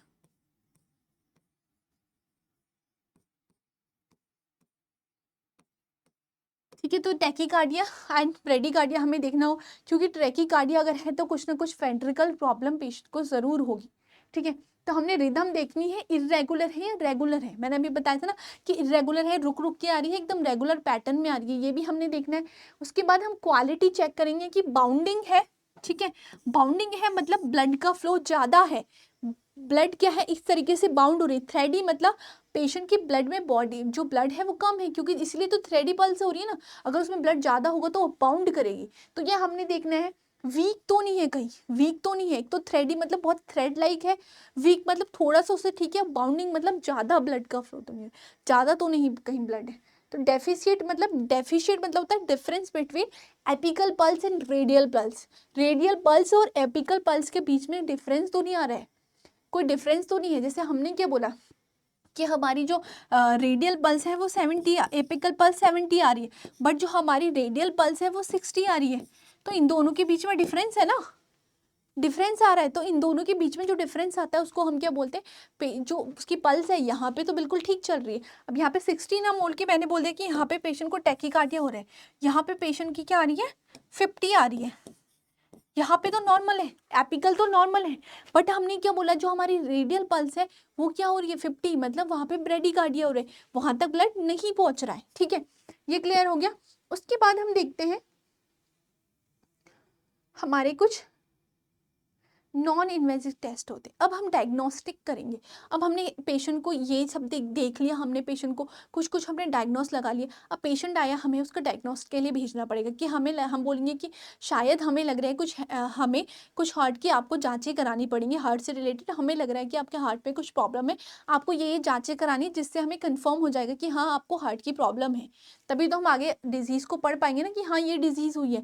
ऐसे थोड़ी कि चाहते ही हम बोलते हैं पेशेंट को बोल देते हैं कि नहीं तुम्हें MI हो गया, नहीं पहले डॉक्टर क्या बोलता है कि ये कुछ कुछ जांचें मैंने लिख दी है, कुछ डायग्नोस्टिक टेस्ट मैंने लिख दिए, ये जांच आप करा लो, उससे कंफर्म हो जाएगा, ये जांच में अगर पॉजिटिव आया तो आपको कंफर्म हो जाएगा, फिर हम आपका ट्रीटमेंट चलाएंगे। ठीक है, तो उससे पहले हमें डायग्नोस तो करना होता है, पहले हमने पूरा पेशेंट को असेस किया, पेशेंट की असेसमेंट भी कर लिया, फिर हमने जनरल उसकी हिस्ट्री भी देख ली, फिर हमने उसको ऑस्कल्टेट भी कर लिया, उसकी साउंड भी सुन लिया, हमें थोड़ा बहुत लग गया कि हाँ इसको एट्रियम की प्रॉब्लम है इसकी, उसके बाद हमने उसका डायग्नोस करना है। तो डायग्नोस में ये क्या हम आते हैं, नॉन इन्वेसिव मतलब होता है कि हमने अंदर कुछ नहीं, इन्वेसिव मतलब कि हम कोई चीज़ अंदर इंसर्ट कर रहे हैं फिर हम देख रहे हैं। ठीक है, कि जैसे मैंने कोई कैथेटर इंसर्ट किया, कैथेटर हार्ट में इंसर्ट किया, फिर मैं वहाँ से वेसल्स देख रही हूँ। ठीक है, यहाँ पे नॉन इन्वेसिव मतलब पेशेंट के अंदर ऑर्गन में कुछ नहीं जाएगा, हम बाहर से ही उसका असेसमेंट करेंगे। तो यहाँ पे सबसे पहला होता है हमारा इलेक्ट्रोकार्डियोग्राम, जिसको हम ECG भी बोलते हैं। ECG क्या होती है, मशीन होती है जो हमें क्या करती है, इस टाइप की आपको दिख रही है ना, तो ये क्या है, रिकॉर्ड इलेक्ट्रिकल एक्टिविटी। हम 12 लीड्स ECG बोलते हैं ना, जो हमारी 12 लीड्स हैं वो लगाते हैं, इसको हम डिटेल में भी पढ़ेंगे आगे, जब आप पढ़ेंगे आपने फर्स्ट ईयर में भी पढ़ा होगा ECG। तो इसमें क्या होती है, हम 12 लीड्स लगाते हैं। ठीक है, अगर नहीं पढ़ा है तो हम आगे इसको डिटेल में भी पढ़ेंगे, आपका एक सेपरेट टॉपिक है ये पूरा, अभी हम डायग्नोस्टिक में देख रहे हैं कि क्या क्या डायग्नोस करेंगे। तो ECG में 12 लीड्स ECG होती है जो हम प्लेस करते हैं चेस्ट में एंड लिम्स में। ठीक है, डिटेक्ट करती है एरिथमियास, ठीक है, कंडक्शन अबनॉर्मलिटीज, इस्चीमिया। कोई भी एरिथमियास प्रेजेंट है हमारी बॉडी में, इसमें हम देखते हैं वेंटिकुलर टैकीकार्डिया हो रहा है, पेशेंट को एयोटिक प्रॉब्लम हो रही है, जो भी एरिथमियास पेशेंट को होते हैं वो हमारे इसमें आ जाते हैं, जिससे हमें पता चल जाता है कि पेशेंट को अयोटिक की अयोटा की प्रॉब्लम है या फिर किसकी वेंट्रिकल की प्रॉब्लम होती है। ठीक है, तो हम सबसे पहले ईसीजी करते हैं। ECG record electrical record machine होती है, जिसमें आपने देखा ना पूरा पेज आ जाता है। तो हम 12 लीड ईसीजी जो 12 लीड्स हैं उसको प्लेस करते हैं पेशेंट के चेस्ट में और उसके लिम्स में, तो हमें वो निकल के आ जाता है प्रिंटेबल। इस तरीके से वो मशीन होती है, पेशेंट में हम प्लेस करते हैं, यहाँ से हमें क्या करता है वो निकल जाता है उसका बच्चा, उसमें हमें पता चल जाता है। ये एक फर्स्ट लाइन डायग्नोस होता है। तुमने देखा होगा ईसीजी नॉर्मली भी अगर कोई सर्जरी भी होनी है ना तो डॉक्टर ईसीजी लिख देते हैं कि ईसीजी करवा लो। तो ईसीजी का एक फर्स्ट लाइन डायग्नोसिस होता है। कोई भी हार्ट का पेशेंट आता है सबसे पहले हम ईसीजी ही करते हैं। ठीक है, उसके बाद आपका आता है इकोकार्डियोग्राफी। ये क्या होती है? एक अल्ट्रासाउंड इमेजिंग विजुअलाइजेशन होती है, जिसमें हम हार्ट के चैम्बर्स को देखते हैं, हार्ट के वॉल में तो कोई प्रॉब्लम नहीं है ये देखते हैं, एंड ब्लड फ्लो जो है वो हो रहा है नहीं, जो इंजेक्शन फ्रैक्शन है जो आपने फर्स्ट ईयर में पढ़ा होगा वो प्रॉपर हो रहा है या नहीं हो रहा है, ये सब हम किस में देखते हैं? इकोकार्डियोग्राफी में। ठीक है, कोई वॉल्व की डिसफंक्शन तो नहीं हुई है। अगर हमने क्या बोला, अगर वॉल की डिसफंक्शन हो गई है तो हमारा क्या है, कभी हमने देखा होगा ना आपको एयोटिक स्टेनोसिस होता है, मतलब जो एयोटा है वो स्टेनोसिस हो जाता है, या जो उसकी वॉल है वो स्टेनोसिस हो जाती है, मतलब ऐसे बंद हो जाती है, तो वहाँ से भी ब्लड हमारा फ्लो नहीं हो पाएगा। तो वो सब हम कहाँ विजुअलाइज करते हैं? हमारे इकोकार्डियोग्राफी में। वहाँ पे हमें चैम्बर दिख जाते हैं, जैसे मैंने बोला वेंट्रिकल में कोई प्रॉब्लम तो नहीं हुई, वेंट्रिकल स्टेनोसिस तो नहीं हुआ है, वेंट्रिकल का तो लेफ्ट हार्ट फेलियर तो नहीं हुआ है कहीं, जो लेफ्ट हार्ट मतलब क्या है हमारे वेंट्रिकल में कोई प्रॉब्लम तो नहीं हुई है, हमारे राइट हार्ट में तो कोई प्रॉब्लम नहीं है, एट्रियम में तो कोई प्रॉब्लम नहीं है, वो सब हमें कहाँ पे हो जाएगा? विजुअलाइज हो जाएगा। ठीक है, उसके बाद स्ट्रेस टेस्टिंग क्या होता है? हम स्ट्रेस देते हैं पेशेंट को। स्ट्रेस मतलब या तो उसको ट्रेडमिल में हम दौड़ने को बोलते हैं या फिर किसी बाइक में। ठीक है, ट्रेडमिल में पेशेंट दौड़ता है, अपनी कार्डियक एक्टिविटी को बढ़ाता है, उसके बाद हम देखते हैं कि उसमें क्या चेंजेस आ रहे हैं। ठीक है, कोई स्टीमिया आ रहा है, हम उसके फंक्शंस की कैपेसिटी को ना इमेजिन करते हैं कि स्ट्रेस टेस्ट होता है जिसमें हम पेशेंट को फिजिकल एक्टिविटी करवाते हैं, पेशेंट की फिजिकल एक्टिविटी करवाते हैं, उसके बाद हम देखते हैं हमारे हार्ट नॉर्मल है या नहीं, कोई इस्चीमिया तो नहीं हो रहा है वहाँ पे। ठीक है, तो पेशेंट को हम हार्ट में क्या करते हैं? स्ट्रेस टेस्ट देते हैं, पेशेंट को ट्रेडमिल में दौड़ने को बोलेंगे या पेशेंट को बाइक चलाने को बोलेंगे। उसके बाद हम देखते हैं कोई फंक्शन उसका डिसफंक्शन तो नहीं हो रहा, उसके हार्ट में कोई इस्चीमिया तो नहीं है, ये भी क्या होता है? एक डायग्नोस्टिक टेस्ट होता है। उसके बाद हम क्या करते हैं? Ambulatory monitoring. एक अब हॉल्टर मॉनिटर लगाते हैं, ये पेशेंट के ना 24 घंटे पेशेंट के हार्ट में लगा रहता है, या पेशेंट के ना 24 घंटे रहता है, पेशेंट काम कर रहा है या नहीं करता है, हर एक्टिविटी को असेस करता है। तो हमें 24 घंटे का पेशेंट को हमें फ्रीक्वेंसी पता चल जाती है कि पेशेंट को जो पेन है वो किस ड्यूरेशन में आ रहा है। पेशेंट जब लेट रहा है तब भी उसे पेन हो रहा है, पेशेंट जब एक्टिविटी कर रहा है उसको तब पेन हो रहा है, क्या फ्रीक्वेंसी है पेशेंट की पेन की, क्या ड्यूरेशन है, वो सारी चीज़ें हमें कौन बताता है? हॉल्टर मॉनिटरिंग बताता है। ये 24 से 48 आवर्स तक की जितने भी उसके सिम्टम है, जितनी भी उसकी एक्टिविटी है, सबको कैप्चर करता है। अगर पेशेंट को कोई हार्ट से रिलेटेड प्रॉब्लम है, लाइक पेशेंट ने एक्सरसाइज करी है, जिम करी, उसके बाद हमें लगा कि पेशेंट को क्या हो रहा है? डिस्पनिया हो रहा है, पेशेंट को ब्रीथिंग प्रॉब्लम हो रही है, पेशेंट को इस्चीमिया हो रहा है, तो हमें पता चल जाएगा कि पेशेंट को हार्ट प्रॉब्लम कब हो रही है? जब पेशेंट एक्टिविटी कर रहा है। जब वो रेस्ट पे है तब वो नॉर्मल है, जब वो रेस्ट कर रहा है उसको कोई चेस्ट पेन नहीं हो रहा, बट उसको चेस्ट पेन कब हो रहा है? जब वो एक्टिविटी कर रहा है।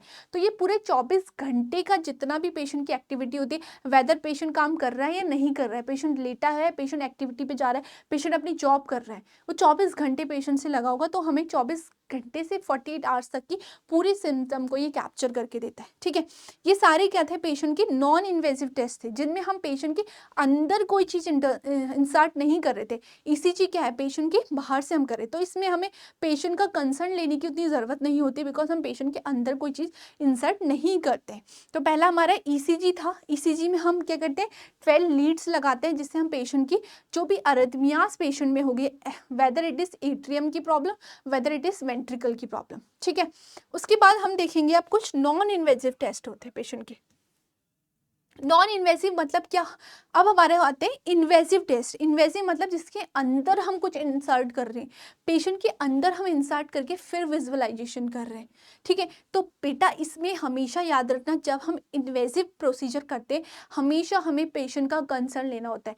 पेशेंट के बिना कंसर्न के हम ये प्रोसीजर परफॉर्म नहीं कर सकते। तो ये अपने दिमाग में हमेशा रखना कि बिना पेशेंट के कंसर्न के हम ये प्रोसीजर परफॉर्म नहीं कर सकते। ये प्रोसीजर जो इन्वेजिव प्रोसीजर होते हैं इसके लिए हमें पेशेंट का कंसर्न लेना बहुत ज़रूरी होता है। ठीक है, सबसे पहला आता है इसमें कार्डियक कैथेटराइजेशन। इसमें हम क्या करते हैं, थिन कैथेटर होता है, जैसे आपको दिख रहा है ना ये कैथेटर, ये थिन कैथेटर क्या करते हैं, पेशेंट की आर्टरी या वेन जो है, ठीक है, उस पे क्या करते हैं, हम उसका प्रेशर मेजर करते हैं। इस कैथेटर को हम इंसर्ट करेंगे, ठीक है, पेशेंट के चैम्बर में, आर्टरी या वेन में, ठीक है, वहाँ से क्या करेंगे, उसके प्रेशर को मेंटेन करेंगे, उसके प्रेशर को चेक करेंगे कि इसका प्रेशर कितना है, ज़्यादा है या कम है।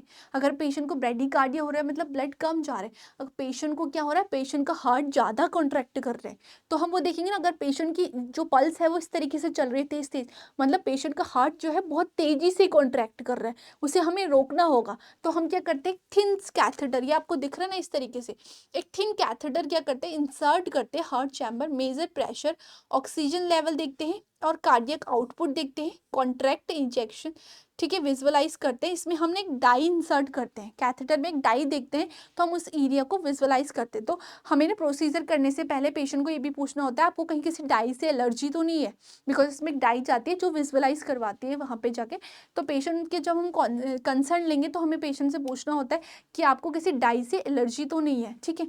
तो ये कैथेटर होता है जो हम इंसर्ट करते हैं पेशेंट के चैम्बर्स में, वहाँ पे हम क्या करते हैं, पेशेंट का ये एक डायग्नोस्टिक इंटरवेंशन होता है। इससे हम डायग्नोस करते हैं कि वेदर पेशेंट को प्रॉब्लम कौन सी है, पेशेंट को आर्टरीज की प्रॉब्लम है या पेशेंट को मायोकार्डियल इन्फेक्शन है, पेशेंट को कार्डियक अरेस्ट है, पेशेंट का राइट साइड हार्ट फेलियर है या लेफ्ट साइड हार्ट फेलियर है, पेशेंट को कोई भी प्रॉब्लम है, जैसे MI की प्रॉब्लम हो रही है पेशेंट को, तो MI के पेशेंट को हमने इमीडिएटली ट्रीट करना होता है, बिकॉज वो क्या है, डेंजरस है, पेशेंट को कभी भी कार्डियक अरेस्ट आ सकता है, ठीक है। अगर हम एंजाइना की बात करते हैं तो एंजाइना क्या होता है, प्री स्टेज होती है मायोकार्डियल, हार्ट अटैक आने से पहले जो हमारी डिजीज होती है उसको हम एंजाइना पैक्टोसिस बोलते हैं, जो नाइट्रोग्लिसरीन एक दवाई होती है, मेडिसिन होती है नाइट्रोग्लिसरीन, उससे भी ठीक हो जाती है। अगर पेशेंट को पेन हो रहा है तो पेशेंट क्या करता है, एंटीजी खाता है और उसका पेन ठीक हो जाता है। बट अगर उसका पेन कॉन्टिन्यू चल रहा है, उसका पेन दवाई से भी ठीक नहीं हो रहा, उसको हम MI बोलते हैं। तो ये सारे डायग्नोस करने के लिए हमें ये प्रोसीजर परफॉर्म करने होते हैं अगर पेशेंट को कोई ज़्यादा प्रॉब्लम है। फिर हमारा आता है एंजियोप्लास्टी स्टनिंग, एक स्टंट हम डालते हैं, ठीक है, एक बलून होता है, एक स्टंट हम इंसर्ट करते हैं, आपको दिख रहा है आर्टरी के अंदर, ठीक है, एंजियो मतलब आर्टरी के अंदर हम क्या करते हैं, एक स्टंट प्लेस करते हैं, इस तरीके से डालेंगे, ये क्या करते हैं, हमारी आर्टरी की वॉल को फुलाता है, ठीक है, स्टंट हम डालेंगे। तो ये भी क्या करते हैं, पेटेंसी, जो हमारी वेसल्स होती है ना, उसकी कोई स्टेनोसिस तो नहीं हो गया, मतलब हमारी जो आर्टरी है वो कहीं क्लोज तो नहीं हो गई, ठीक है, मेरी आर्टरी है ना, कोलेस्ट्रॉल भर जाता है, अगर मेरी आर्टरीज हैं वो ऐसी थी, ठीक है, जो हमारी आर्टरीज थी वो ऐसी थी, तो यहाँ पे ब्लड का फ्लो तो ठीक हो रहा था, मेरा ब्लड जितना जाना था उतना ही मेरी बॉडी में जा रहा था। बट क्या है, अगर मेरी आर्टरी इस तरीके से पिचक गई, मेरी आर्टरी में इतना ब्लड जाना था वो नहीं गया, मेरी आर्टरी इतनी हो गई, तो क्या मेरी बॉडी में सफिशिएंट ब्लड जा पाएगा, नहीं जा पाएगा, जिस वजह से मेरी ऑर्गन्स जो है या मेरा हार्ट क्या है, हार्ट को प्रॉपर ब्लड नहीं मिलेगा और हमारे जो हार्ट है वो प्रॉपर फंक्शन नहीं कर पाएगा, ठीक है। तो हम यहाँ पे क्या करते हैं, स्टंट डालते हैं, स्टंट से मेज़र करते हैं, वहाँ पे जो भी हमारी वेसल्स है उसको क्या करते हैं, स्टंट से हम देखते हैं कि वहाँ पे उसकी पेटेंसी क्या है। तो एंजियोप्लास्टी में एक स्टंट हम इस तरीके से, देखो बलून जा रहा है ना अंदर, तो ये क्या करता है, इस तरीके से आर्टरी को फुला के रखता है बलून्स, तो इसकी पेटेंसी हम चेक करते हैं। उसके बाद आता है हमारे इलेक्ट्रोफिजियो स्टडी, इसमें हम क्या करते हैं, specialized catheters record electrical activity from within the heart, can identify arrhythmias and mechanism. ये क्या करता है, हमारे हार्ट के एरिथमियास को रिकॉर्ड करता है। मतलब एरिथमियास क्या होता है, देखो एक हमारी नॉर्मल रिदम है, हमारी हार्ट की एक नॉर्मल रिदम है, उस रिदम में चलना चाहिए, ठीक है। एरिथमियास क्या होता है, अगर वो रिदम क्या है, एबनॉर्मल हो गई है हमारे हार्ट की, हमारे हार्ट की रिदम जो है एबनॉर्मल हो गई, उसी को ये रिकॉर्ड करता है, ठीक है, उसी को ये क्या करेगा, एक कैथेटर होता है इलेक्ट्रिकल, या इस तरीके से यहाँ पे हम क्या करते हैं, उसकी स्टडी करते हैं, यहाँ पे हम देखेंगे, आइडेंटिफाई करेंगे कि कहीं पेशेंट का जो एरिथमियास है वहाँ पे कोई प्रॉब्लम तो नहीं होगी, या एरिथमियास जो उसका पाथवे है वहाँ पे कोई पाथवे ब्लॉकेज तो नहीं हो गया है, कि सब हमें किस में पता चल जाएगा, विजुअलाइज करेंगे जब हम इलेक्ट्रोफिजियोलॉजी करेंगे, इसकी स्टडी करेंगे, ठीक है। जितनी भी हमारी जो पाथवे है वो कॉज कर देती है। अगर मेरा पाथवे ही ब्लॉक हो गया है तो क्या मेरी रिदम ठीक हो पाएगी, क्या मेरी हार्ट जो है प्रॉपर फंक्शन कर पाएगा? नहीं। या तो मेरा हार्ट बहुत जल्दी जल्दी कॉन्ट्रैक्ट करेगा इस तरीके से। अगर मेरा हार्ट इस तरीके से कॉन्ट्रैक्ट कर रहा है तो उसके चांसेस है ना कि हार्ट फेल हो जाएगा। अगर मेरा हार्ट इस रिदम में कर रहा है, मेरे हार्ट की रिदम क्या है, ये है, वो 60 to 100 पे ही करना चाहिए। बट मेरा हार्ट अगर तेज कर रहा है, जैसे हमारी कोई मोटर है, मोटर को एक स्पीड पे ही चलना, अगर मेरी मोटर बहुत तेज चल रही है उसके चांसेस क्या है कि वो क्या हो जाएगी, फूक जाएगी, बंद हो जाएगी। वैसे हार्ट का भी है, अगर हार्ट इतनी तेजी से ब्लड को कर रहा है तो ना तो ब्लड जा पाएगा मेरी बॉडी में आराम से, तो हार्ट के चांसेस क्या है कि हार्ट क्या हो जाएगा, हमारा फेल हो जाएगा। ठीक है। और हार्ट अगर ऐसे ऐसे कर रहा है, मतलब हार्ट प्रॉपर तो पंप कर ही नहीं रहा, ब्लड तो जा ही नहीं रहा है मेरी बॉडी में, हार्ट बहुत धीमी पंप कर रहा है, या तो कम हो जाएगा या फिर ज़्यादा तेजी से पंप कर रहे हैं। वो सारी एक्टिविटीज़ हम क्या करते हैं, इनमें मेजर्स करते हैं। तो ये क्या है, डायग्नोस्टिक टूल है। हमारा जो भी डायग्नोस है उसको कंफर्म करने का एक क्या होता है, टूल होते हैं। ठीक है। डायग्नोस्टिक हमारे प्रोसीजर्स होते हैं जिसमें हम अपनी जो हार्ट की प्रॉब्लम है उनको कंफर्म करते हैं कि हाँ पेशेंट को ये हार्ट की प्रॉब्लम हुई है। उस अकॉर्डिंग ही हम पेशेंट में क्या करते हैं, फिर डायग्नोस या ट्रीटमेंट स्टार्ट करते हैं। तो ये सारे आपको पता चल गए। इसके बाद मैं तुम्हें एक प्रोसीजर दिखाती हूँ। देखो, ये आपकी आर्टरी है। ठीक है। देखना, पहले हम कंपेयर करते हैं। पहले आपकी आर्टरी ऐसी थी, जब ये प्रोसीजर नहीं हुआ था, जब हमने स्टंट नहीं डाला था, तो आपकी आर्टरी क्या हो गई थी, एकदम से ब्लॉक हो गई थी, क्योंकि उसमें क्या हो गया था, फैट डिपॉजिट हो गया था, कोलेस्ट्रॉल हो गया था।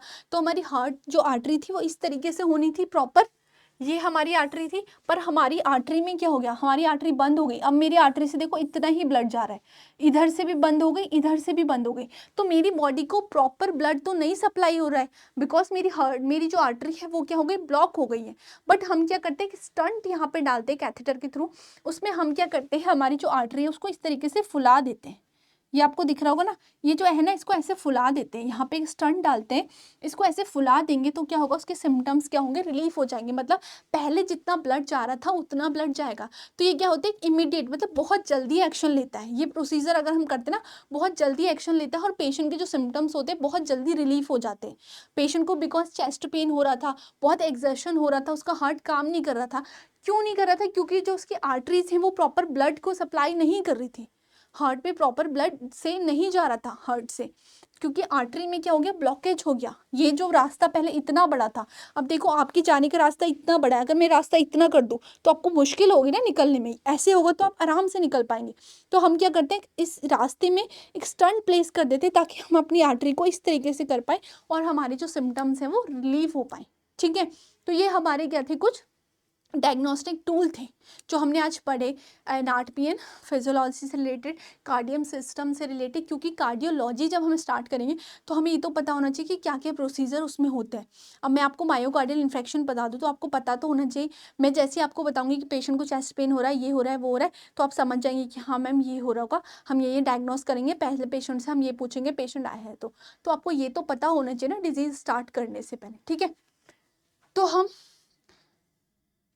पहले कुछ समरी देख लेते हैं कि हमने आज इस टॉपिक पे क्या क्या पढ़ा। सबसे पहले जो हमने आज स्टार्ट किया वो था हमारा anatomy, anatomy of cardiovascular system.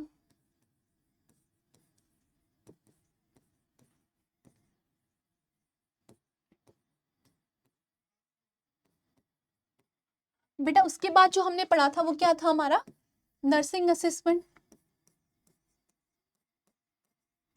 हमने कुछ नर्सिंग असेसमेंट पढ़ा था। नर्सिंग असेसमेंट में हमने क्या करा था, सबसे पहले हिस्ट्री टेकिंग, पेशेंट की हिस्ट्री कैसे लेनी है।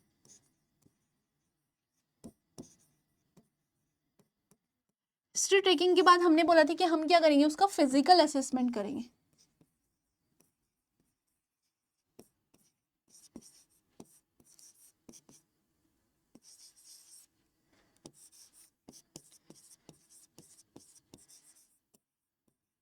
बेटा उसके बाद हमने पढ़ा था invasive test, non invasive test,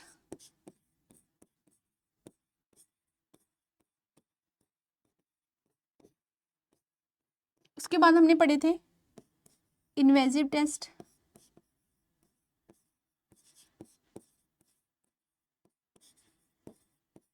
ये सारा सब कुछ टॉपिक क्या करे थे हमने आज के लेक्चर में कवर करे थे, ठीक है। अब टाइम है आपको होमवर्क देने का। तो बेटा जैसे आपको पता ही है कि एग्जाम में सब्जेक्टिव क्वेश्चंस आएंगे, तो यहाँ पे मैं आपको सब्जेक्टिव क्वेश्चन से रिलेटेड ही क्या करूँगी, होमवर्क दूंगी कि आप उनको अटेम्प्ट करें। तो सबसे पहले तो आपने क्या करना है,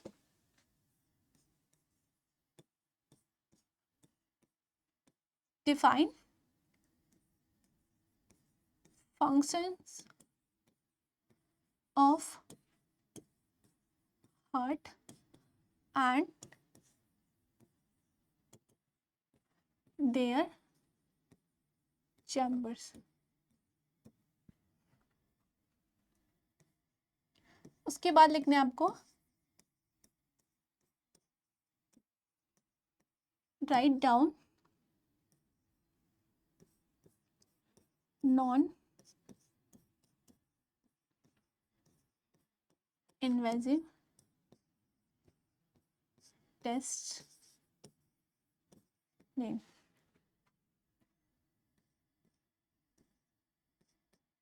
ठीक है, ये दो क्वेश्चंस आपको अटेम्प्ट करने हैं, दो क्वेश्चंस आपको लिखने हैं, इनके बारे में आपको लिखना है, क्योंकि आपके जब यूनिवर्सिटी एग्जाम होंगे ना बेटा, आपको यही क्वेश्चंस आएंगे, तो आपको वहाँ पे ना अटेम्प्ट करने पड़ेंगे ऐसे। वहाँ पे आपके मल्टीपल चॉइस पे आते हैं, पर मुझे लगता है वो आप कर लोगे, वो आपको प्रैक्टिस में करवाऊंगी। जब पूरा सिस्टम हो जाएगा उसकी प्रैक्टिस एक क्वेश्चन सेशन में रख दूंगी, जिसमें आपको क्वेश्चन सेशन हम करवा देंगे। बट यहाँ पे हर एक एग्जाम के बाद ना आपको लिखने हैं, आपने डिफाइन लिखा, आप लिखेंगे ना तो आपको प्रैक्टिस हो जाएगी। तो आप जब यूनिवर्सिटी एग्जाम देंगे आपको इतनी प्रॉब्लम नहीं होगी वहाँ पे लिखने में, आपके लिए न्यू नहीं होगा, क्योंकि आप डेली डेली इस चीज़ को लिखेंगे, ठीक है। तो आप so thank you so much everyone, I hope कि आपको लेक्चर समझ में आया हो। जो भी हमने आज पढ़ा आप उसको रिपीट करिए, आप लेक्चर पढ़िए, उसके नोट्स बनाइए, उसको रिवाइज करिए, ताकि हम जो आगे के लेक्चर पढ़ेंगे ना तो आपको डिफिकल्टी नहीं होगी। आपको जब एनाटमी आती होगी उसकी, या फिर आपको असेसमेंट आते होंगे, जब आप डिजीज़ कंडीशन पढ़ेंगे आपको ज़्यादा प्रॉब्लम नहीं होगी, बिकॉज आपको पता होगा तो आप डिजीज़ कंडीशन ईजिली पढ़ पाएंगे, है ना। डिजीज़ कंडीशन में यही तो आएगा, आपका असेसमेंट आएगा, डायग्नोसिस आएगा, कॉजेज तो हम पढ़ेंगे, तो कुछ चीज़ें तो आपको पता होंगी कि हाँ मैम हार्ट से रिलेटेड अगर आपने आपके घर में भी कोई पेशेंट आता है जो बोलता है मुझे चेस्ट पेन हो रहा है, तो आप कुछ तो आइडिया लगा सकते हैं कि आपको कहाँ पे पेन हो रहा है, कितना पेन हो रहा है, कुछ तो आपको पता लग जाएगा, है ना। तो ये लेक्चर आप अच्छे से पढ़ें बेटा, और अच्छे से इसको समझें। थैंक यू सो मच, मिलते हैं आपको नेक्स्ट लेक्चर में। नेक्स्ट लेक्चर में हम अपना नेक्स्ट टॉपिक कंटिन्यू करेंगे। Thank you so much.